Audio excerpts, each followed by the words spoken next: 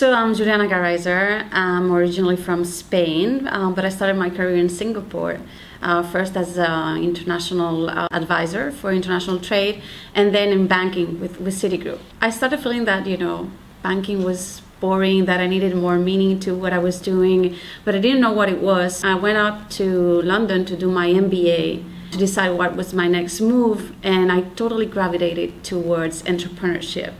I did actually an entrepreneurship major, and I did an exchange program with Berkeley so that I could go to Silicon Valley, and suddenly I discovered that this was my passion. So right after that, I was lucky enough to land in the French Riviera, where not only I started working for an incubator, but I also worked for their angel group.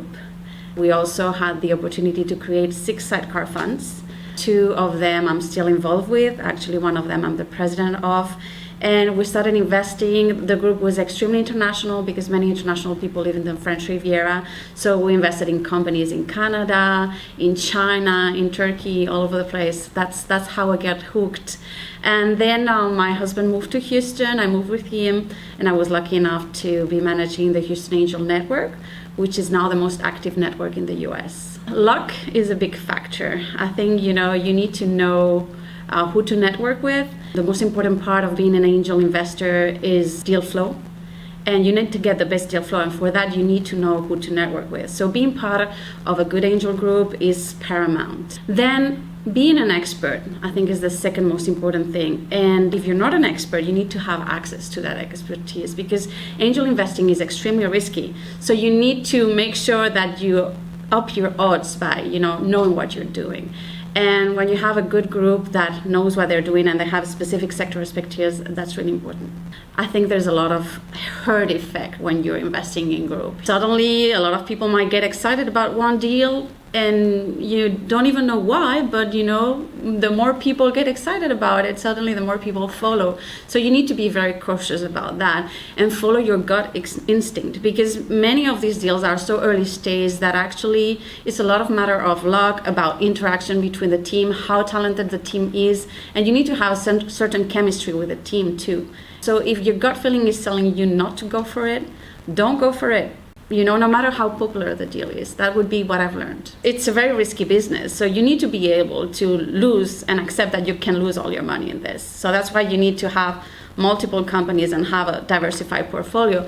But, I think what really thrills me about angel investing is the experience of learning and making an impact with an entrepreneur, because it's not only your money, it's much more than that. It's smart money, so you need to put in all your network, you need to give all your expertise and everything that you're giving to them creates an impact, and seeing that actually flourish, it's an amazing experience. It makes it all worth it. I specifically think of myself as a connector. I have a lot of different networks, not only the international network I was a part of before, but I also helped found different networks around the world. I'm an international founder of the Galata Business Angels in Istanbul. I also helped found angel networks in Spain and in Chile. And all these creates a lot of opportunities for companies who want to go into different markets and they don't have contacts in those, or they want to have a specific investor, or they want to know about specific sectors. So I think I'm pretty good at connecting the dots, and there are a lot of gaps in these early stage companies. You have to be patient. You can't expect to have a return in 2-3 years. This is like a marathon. So, you need to be in for the long run. Some probably would be 7, 8, 9 years, up to 10. So you don't have to expect a lot of returns very early on. But the good thing is that you can learn a lot out of it. So, I think it's a little bit the pay to play. You need to pay to be getting more and more experience and improving. And I think the learning curve is there.